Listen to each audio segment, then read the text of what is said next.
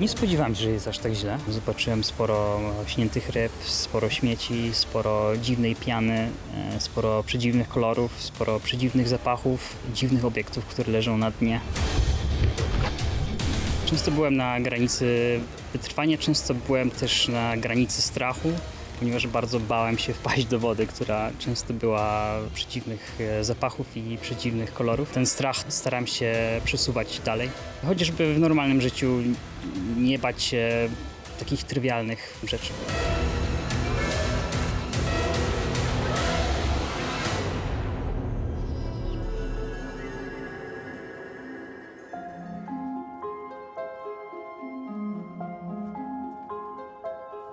Jestem architektem, prowadzę własną pracownię, ale też często podróżuję, żeby poszerzać horyzonty, poznawać też nową architekturę, poznawać nowe zjawiska urbanistyczne, widzieć jak dane procesy wpływają na kształtowanie się danych miast, więc te podróże traktuję jako rozwój osobisty, ale też wyzwanie. Często jest to coś, co wzbogaca mnie, moje życie i doświadczenia. To nie jest moja pierwsza tego typu wyprawa. Rok temu podróżowałam przez Afrykę używając hulajnogi, więc jest gdzieś we mnie takie zamiłowanie do podróżowania w niekonwencjonalny sposób i odkrywania ciekawych miejsc, do których nikt nie jeździ. Jest taki żar we mnie, iskierka, która domaga się cały czas emocji, a właśnie w takich miejscach, często dzikich, często mało turystycznych, mogę się bardzo łatwo odnaleźć. Staram się właśnie połączyć te dwa zamiłowania do budowania i do podróżowania w jedno, prowadząc właśnie takie projekty. Przy innych podróżach jest chociażby jeżdżenie w bardzo dzikie miejsca i znajdowanie takiej lokalnej architektury zbudowanej rękami różnych generacji, dzięki mądrości pokoleń. Czas industrialny przyszedł z nowymi możliwościami i z nową technologią. Raczej w przypadku rzek ta mądrość polega na wrzucaniu zanieczyszczeń, więc nie wiem, czy to można nazwać mądrością. Przed Wami nowy, ekscytujący projekt. Przepłynięcie kajakiem głównie Odrą z Katowic do Bałtyku. Projekt nazywa się Odratować. Dotyczy on głównie Odry, natomiast jest wiele dopływów Odry. Wiele tych dopływów zaczyna się właśnie tutaj na Śląsku i głównie te dopływy są bardzo zanieczyszczone.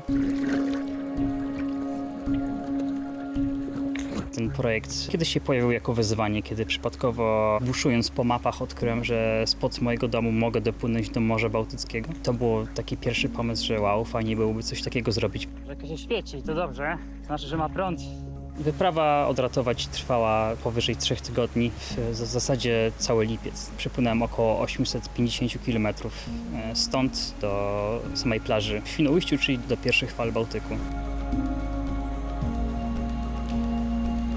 Pierwszą fazą było przepłynięcie i dokumentacja tych zanieczyszczeń, a drugą jest zbudowanie takiego filtru, który by te rzeki filtrował i stał się też takim zagraniem marketingowym, narzędziem, które by nagłaśniało sprawę zatrucia tych rzek.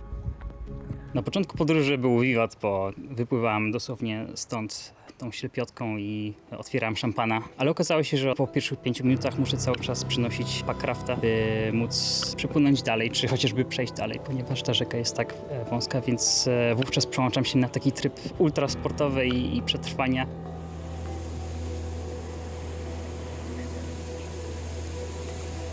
Suchnie! Płynąc przekracza się pewne granice. Pojawiają się różne śmieci w wodzie. Bałem się, żeby nie przedziurawić tego packrafta i nie zatopić się w tej wodzie. Pojawiają się różne przeszkody typu drzewa, pod którymi nie można przepłynąć. Trzeba jakoś je ominąć, a woda jest dosyć głęboka, brzegu nie ma. No i już pojawia się pierwsze zwątpienie i pierwszy moment, kiedy tą granicę muszę przekroczyć, czyli nie bać się wejść do tej wody.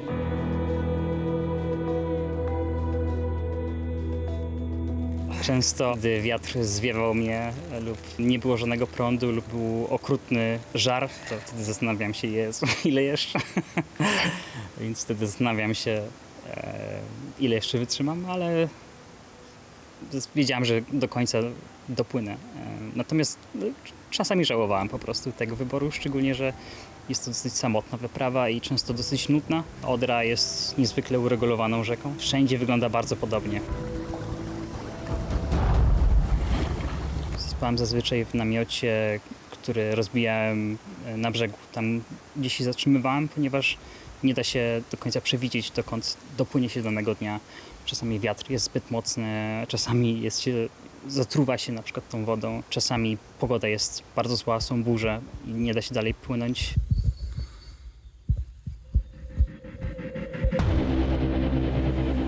Było to obrzydliwe, ale niezwykle ciekawe. Stan rzek w zależności od miejsca jest różnorodny. Im więcej czystej wody dopływa do Odry, chociażby w Czechach ta Odra jest dosyć czysta według różnych badań.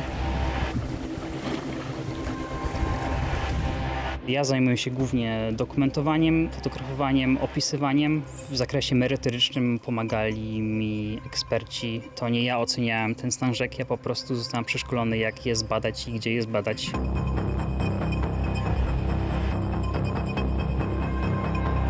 Osoby, które mi pomagały, pochodziły z różnych instytucji, natomiast tutaj główną rolę odegrał jednak Greenpeace, który wypożyczył mi sprzęt do badania oraz też użyczył rad ekspertów. Natomiast też miałem rozmowę z WWF-em, w którym także mi pomogli. Wiem, że sam problem jest bardzo złożony, a media bardzo lubią to spłaszczać i to bardzo spłaszczać, kompletnie nie rozumiejąc tematu. One chcą jedno zdanie, żebym powiedział, że X jest winny temu wszystkiemu, a jest to bardzo skomplikowane.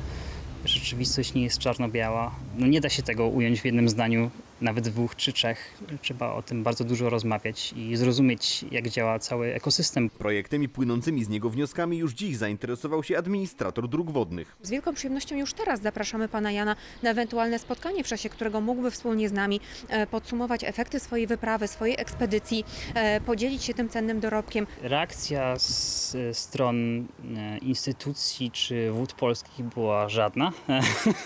Podobno zaprosili mnie do wód polskich, natomiast ja nie dostałem żadnego zaproszenia. Było to puszczone w eter. Myślę, że poniekąd oni też wiedzą, jaka jest sytuacja.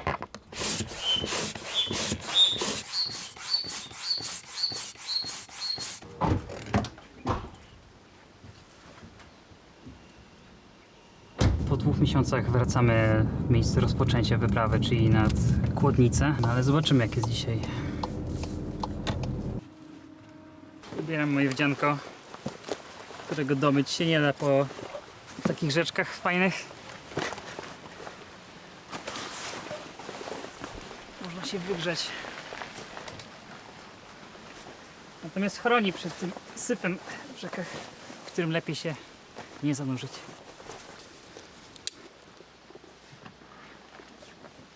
Zawsze miło wracać do szamba.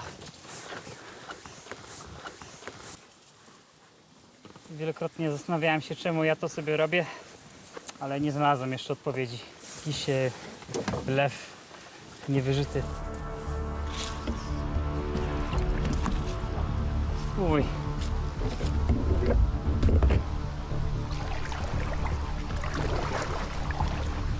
Brak słów. Niemiło znowu siedzieć w tym bagnie. No, jest tak samo źle tutaj. Na samym dnie gromadzi się jakieś coś naprawdę dziwnego. No nie chcę tutaj brzydko mówić, ale jakby tutaj całe miasto się załatwiało do tej rzeczki. Podczas takich wyzwań dochodzi się często do granic wytrzymałości, takiego prawdziwego ja i odkrywa się nowe oblicza. Granice, które mamy w sobie, też można je przesuwać i na tym też polegają te wyzwania, żeby móc przesuwać, żeby czuć się komfortowo w pewnym niekomforcie.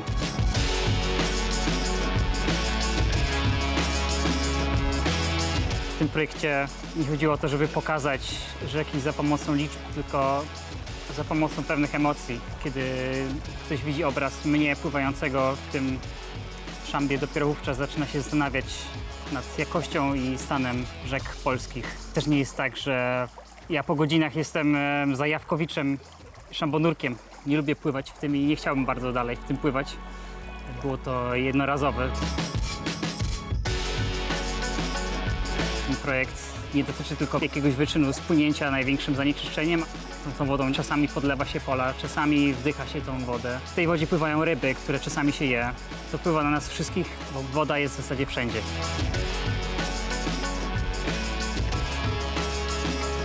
Tak jak ja dosłownie dotykam tej obrzydliwej wody, tak wszyscy w jakiś inny sposób też dotykacie jej.